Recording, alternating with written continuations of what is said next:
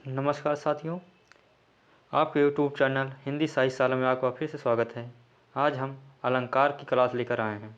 तो आइए आज अलंकार पढ़ते हैं, जिसमें संपूर्ण अलंकार को पढ़ेंगे।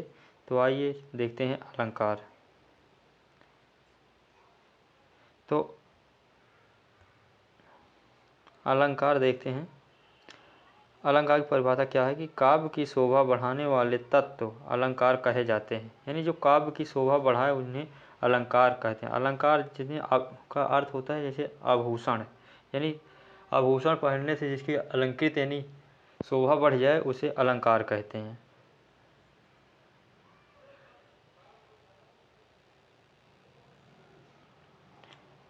तो अलंकार के तीन भेद होते हैं। तो पहला क्या होता है? शब्द अलंकार। ये शब्द पर आधारित होते हैं, जिसमें प्रमुख शब्द अलंकार हैं जैसे अनुप्रास, यमक, श्लेष, पुनरुक्त, वक्रोक्ति और आदि। ये सब शब्द अलंकार के अंतर्गत आते हैं। इसी तरह दूसरा अलंकार है अर्थालंकार। ये अर्थ पर आधारित होते हैं। इसमें प्रमुख अलंकार हैं अर्थालंकार: उपमा, रूपक, उत्प्रेक्षा, प्रतीक, व्यतिरेक, विभावना, विशेषोक्ति, अर्थान्यास, उल्लेख, दृष्टांत, विरोधाभास, भ्रांतिमान। ये प्रमुख अर्थालंकार हैं। तीसरा नंबर का अलंकार है उभयालंकार। उभयालंकार शब्द और अर्थ दोनों पर आश्रित रहकर दोनों को समिकृत करते हैं। यानी यह उभयालंकार अर्थालंकार और शब्दालंकार के दोनों को पर आश्रित होता है। आइए आज शुरू करते हैं उपमा अलंकार से। तो उपमा अलंकार क्या कह रहा है? जहाँ गुण, धर्म या क्रिया के आधार पर उपमेय की तुलना या उपमान से की जाती है। तो जहाँ पर उपमेय की तुलना उपमान से की जाती है वहाँ पर उपमा अलंकार होता है। इसका उपमेय का अर्थ होता है जिसका वर्णन हो या उपमा दी जाए, और उपमान का अर्थ होता है जिससे तुलना की जाए। असाधारण धर्म होता है उपमेय और उपमान के समान धर्म को व्यक्त करने वाले शब्द। और चौथा नंबर का है वाचक शब्द, समानता बताने वाले शब्द, यानी जैसे सा, सम, सी, ज्यों त्यों, ये सब वाचक शब्द हैं। तो उपमा अलंकार का उदाहरण देखते हैं। जैसे उदाहरण है कि हरि पद कोमल कमल सा। यहाँ सा साधारण शब्द आया है, यानी इसका अर्थ होगा हरि पद, यहाँ उपमेय होगा कि तुलना कमल यानी उपमान से कोमलता के कारण की गई। आता यहाँ उपमा अलंकार है।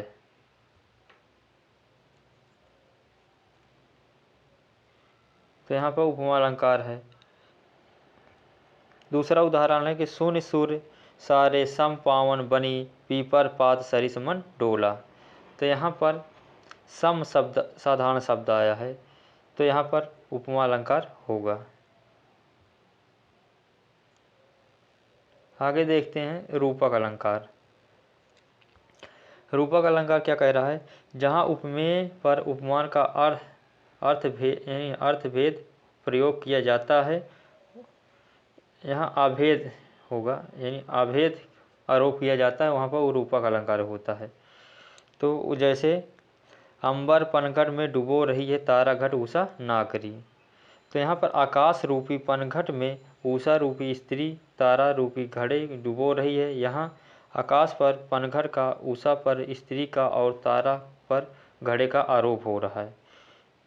तो यहाँ पर आरोप हो रहा होने के कारण यहाँ पर रूपक अलंकार है।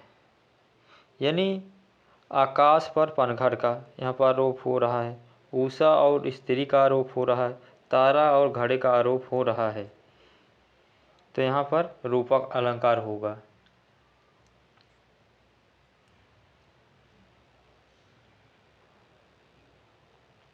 आगे तीसरा नंबर का अलंकार है उत्प्रेक्षा अलंकार। उत्प्रेक्षा अलंकार है कि उपमेय में उपमान की कल्पना या संभावना होने पर उत्प्रेक्षा अलंकार होता है।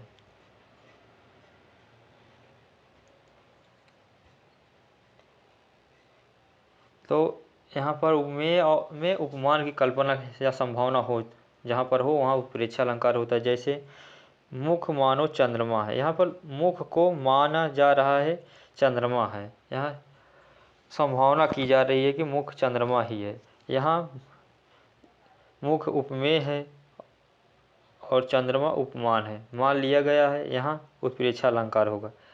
उत्प्रेक्षा अलंकार की पहचान है क्या कि मनु मानो जनु जानो शब्दों से होती है। जैसे यहाँ पर मानो शब्द आया है तो यहाँ पर उत्प्रेक्षा अलंकार होगा।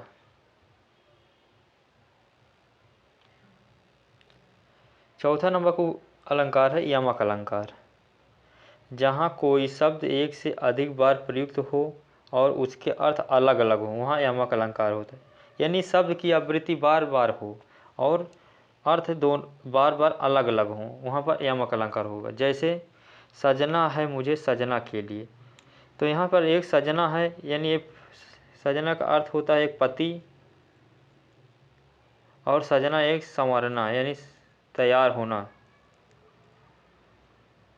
होगा। तो यहाँ पहले सजना का अर्थ है,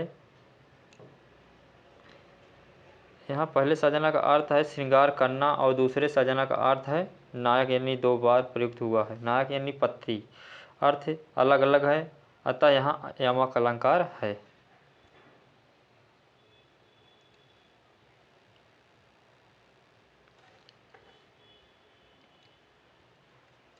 श्लेष अलंकार, पांचवा नंबर का अलंकार है श्लेष अलंकार। जहाँ कोई शब्द एक ही बार प्रयुक्त हो किंतु प्रसंग भेद उसके अर्थ एक से अधिक हो वहाँ श्लेष अलंकार।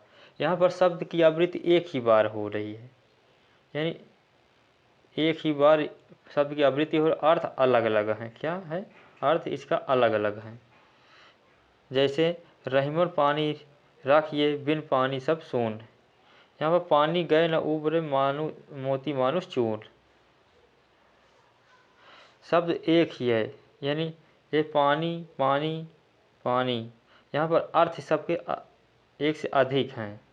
जैसे यहाँ पर पानी के तीन अर्थ हैं, कांति, आत्म और सम्मान और जल, अतः श्लेष अलंकार है क्योंकि पानी शब्द एक ही बार प्रयुक्त है तथा उसके अर्थ तीन बार है। यहाँ पर तीन पानी का अर्थ अलग अलग हैं, तो यहाँ पर श्लेष अलंकार होगा। छठा नंबर का अलंकार है विभावना अलंकार। जहाँ कारण के अभाव में भी कार्य हो जा रहा है वहाँ पर विभावना अलंकार होगा।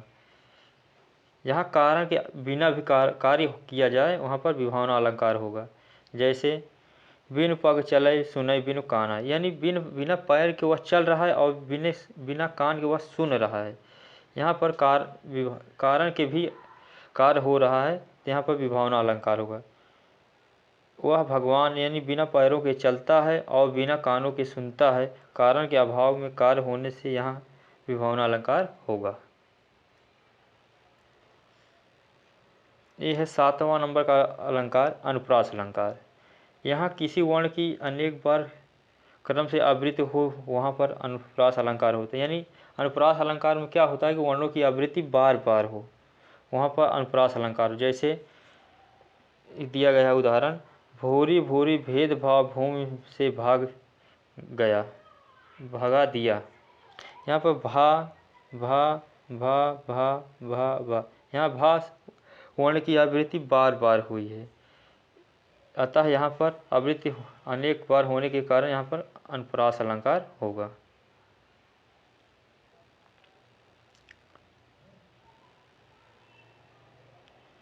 आठ नंबर का अलंकार है कि भ्रांतिमान अलंकार। क्या कह रहा है, उपमेय में उपमान की भ्रांति होने से और तदनुरूप क्रिया होने पर भ्रांतिमान अलंकार होता है। यानी उपमेय में उपमान की भ्रांतियाँ होती हैं, जहाँ पर मान लिया जाता है होना होने के कारण भी वहाँ पर भ्रम हो जा जहाँ पर भ्रम हो जाता है वहाँ पर भ्रांतिमान अलंकार होता है। जैसे उदाहरण भ्रांतिमान अलंकार का क्या है, नाक का मोती अधर की कांति से बीज दाड़िम का समझ के भ्रांति से देख कर सहसा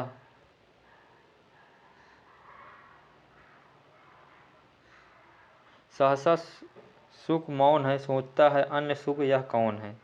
यानी एक औरत के नाक में जो मोती है, उस मोती को देखकर और वह तोता बैठकर यही सोच रहा है कि उस नाक के मोती की यह दाढ़ी में यानी अनार क्या बीज है, समझ कर भ्रम देखकर यह भ्रम में पड़ गया है कि यह, और उस औरत के आधार यानी ओंठों को लालिमा देखकर यह समझ लेता है कि यह सुख अन्य दूसरा कौन है। यानी यहाँ नाक से मोती में तोते का और दंत कान पंक्ति में अनार के दाने का भ्रम होता है, यहाँ भ्रांतिमान अलंकार होता है। यानी उस औरत के मुख को देखकर नाक में मोती जो पहन लग है उसको देखकर वह, और ओंठों की लालिमा को देखकर यह सुख मौन रहता है कि सोचता है, भ्रम हो जाता है कि यह कौन सा दूसरा तोता है। इसी भ्रांतिमान के आधार पर संदेह अलंकार यानी नौवां अलंकार होता है। जैसे यहाँ पर उपमेय के लिए दिए गए उपमानों में संदेह बना रहे तथा से निश्चित न हो सके, वहाँ पर संदेह अलंकार होता है। यानी संदेह अलंकार में ये होता है कि संदेह बना रहता है, क्लियर नहीं होता कि कौन क्या है।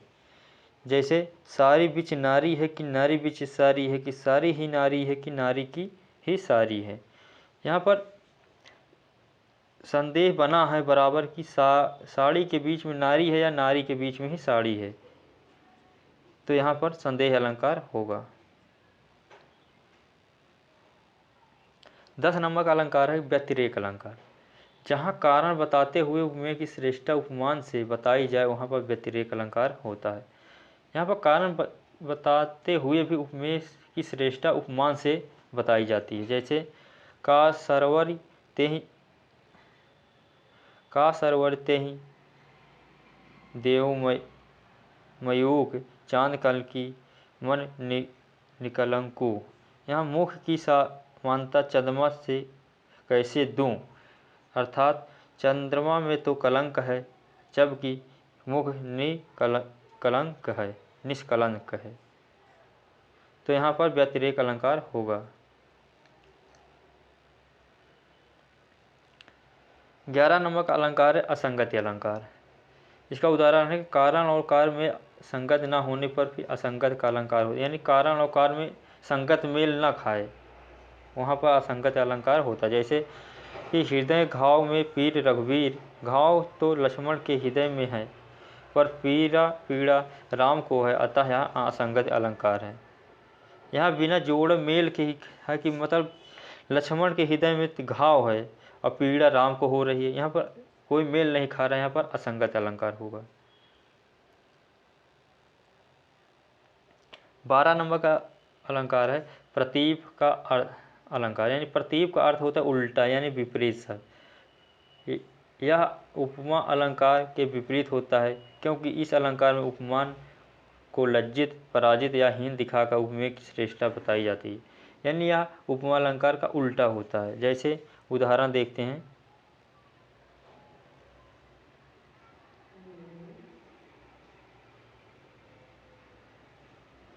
सी मुख समता किम करे चंद वापुरव रंग। सीता जी के मुख यानी उपमेय की तुलना बेचारा चंद्रमा यानी उपमान से नहीं कर सकता। उपमा अलंकार में है तो तुलना की जाती है उपमा, और यहाँ पर सीता का मुख चंद्रमा से उपमा से यानी तुलना नहीं की जा सकती। उपमेय की श्रेष्ठता प्रतिपादित होने से यहाँ प्रतीप अलंकार है, यानी सीता का मुख इतना सुंदर है कि चंद्रमा से तुलना नहीं की जा सकती। अब उपमेय अलंकार में है कि वहाँ पर तुलना कर दी जाती है, मुख का चंद्रमा के समान बता दिया जाता है।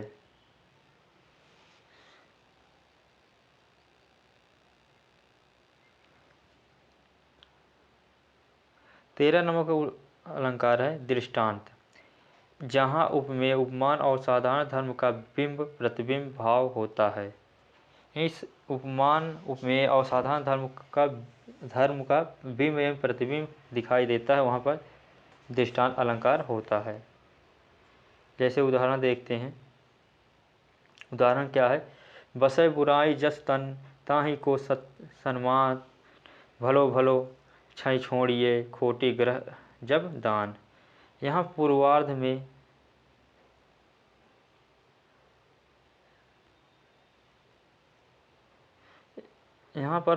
में उपमेय वाक्य और उत्तरार्ध में उपमान वाक्य है। इसमें सम्मान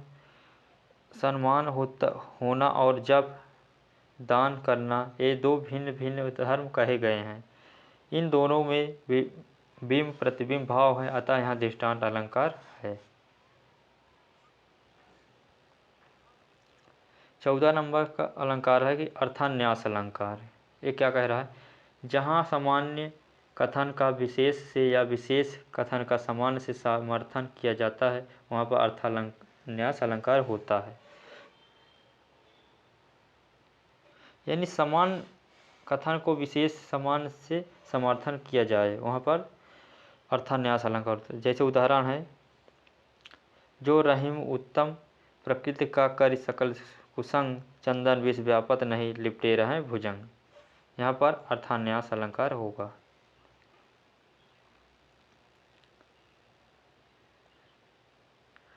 अगला उदाहरण है यानी विरोधाभास 15 नंबर। जहाँ वास्तविक विरोध न होते हुए भी विरोध का अभाव से मालूम पड़े, वहाँ पर विरोधाभास अलंकार होता है। इसका उदाहरण क्या है? इसका उदाहरण है जैसे, या अनुरागी चित्त की गति समझे नहीं कोई, ज्यों ज्यों बूढ़े श्याम रंग त्यों त्यों उज्जवल होय। यहाँ पर श्याम रंग में डूबने पर भी उज्जवल होने की विरोध आभासित होता है, परंतु वास्तव में ऐसा नहीं है, अतः यहाँ पर विरोधाभास अलंकार है। 6ठा नंबर का अलंकार है कि मानवीकरण, यानी मानवीकरण अलंकार है। जहाँ जड़ वस्तुओं या वो प्रकृति पर मानवीय चेष्टाओं का आरोप किया जाता है, वहाँ पर मानवीय अलंकार होता है। उदाहरण है इसका,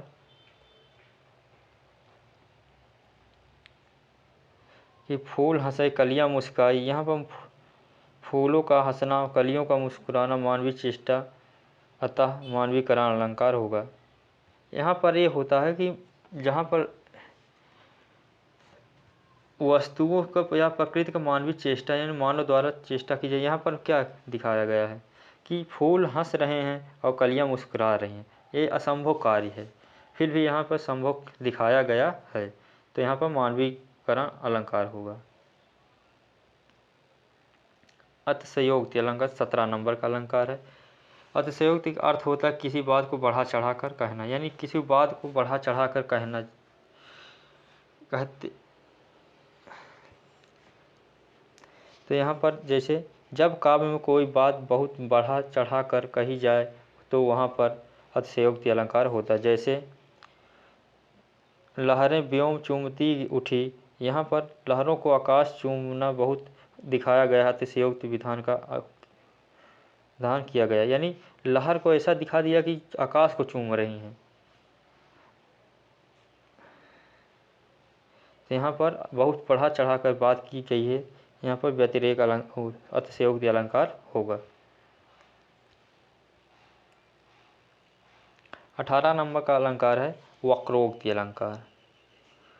इसका उदाहरण अर्थ है, जहाँ किसी वाक्य में वक्ता के आशय से भिन्न अर्थ की कल्पना की जाती है, वहाँ पर वक्रोक्ति अलंकार होता है। जैसे इसके दो भेद होते हैं, वक्रोक्ति अलंकार के दो भेद होते हैं, जैसे काकु वक्रोक्ति और श्लेषक वक्रोक्ति। तो पहला क्या है? काकु वक्रोक्ति वहाँ होता है जहाँ वक्ता के कथन का कंठ ध्वनि के कारण श्रोता भिन्न अर्थ लगाता है, यानी काकरोक्ति यानी वक्ता कुछ और कह रहा है और श्रोता उसका अर्थ कुछ और लगा रहा है, वहाँ पर काकरोक्ति अलंकार होता है। जैसे है कि मैं सुकुमारी नाथ बन जाऊं,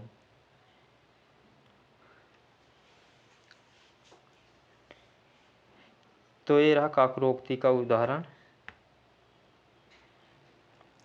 और इधर है दूसरा नंबर है श्लेष वक्रोक्ति। तो जहाँ श्लेष के द्वारा वक्ता के कथन का भिन्न अर्थ लिया जाता हो, यानी वक्ता के कथन का भिन्न अर्थ लिया जाता हो। जैसे को तुम हो इत आयो, कहाँ घनश्याम हो तो की तो बरसो, चित चोर कहावत हैं हम तो तहाँ जाऊँ जहाँ धन से सरसो। तो ये रहा श्लेष वक्रोक्ति अलंकार का उदाहरण। 19 नंबर का अलंकार देखते हैं क्या है, अन्योक्ति अलंकार। अन्योक्ति अलंकार का क्या है, अन्योक्ति का अर्थ होता है अन्न के प्रति कही गई उक्ति, यानी इस अलंकार में अप्रस्तुत के माध्यम से वो प्रस्तुत का वर्णन किया जाता है। जैसे नहीं पराग नहीं मधुर मधु, नहीं विकास इह लो काल, अली कली ही सो बांधे हो आगे कौन हवाल। तो यहाँ पर अन्योक्ति अलंकार है।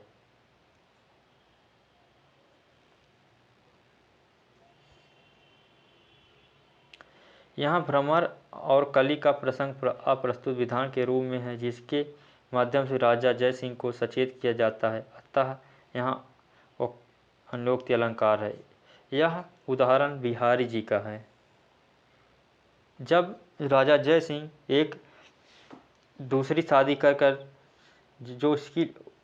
उसी और अपनी पत्नी के साथ हमेशा घर में रहते हैं और राजकाज भूल जाते हैं, तो बिहारी जी यह दो को बुलाया जाता है और बिहारी जी यही उदाहरण पंक्ति लिखकर उन्हें भेजते हैं कि नहीं पराग नहीं मधुर मधु, नहीं विकास ही काल, अली कली ही सो बांधो आगे कौन हवाल। यानी आप इस कली और मधु में लग गए हैं तो आपके आगे का यानी राजकाज को कौन देखेगा। तो यह पंक्ति देखकर राजा जय सिंह उस सदमे से बाहर आते हैं और अपने राजकाज में लग जाते हैं। तो रहा अलंकार की क्लास। आप लोग को अच्छी लगे तो लाइक एवं शेयर सब्सक्राइब जरूर करना और अपने हिंदी साहित्यशाला चैनल को ज़रूर शेयर करना। कल फिर मिलते हैं नए टॉपिक के साथ, तब तक के लिए नमस्कार, जय हिंद।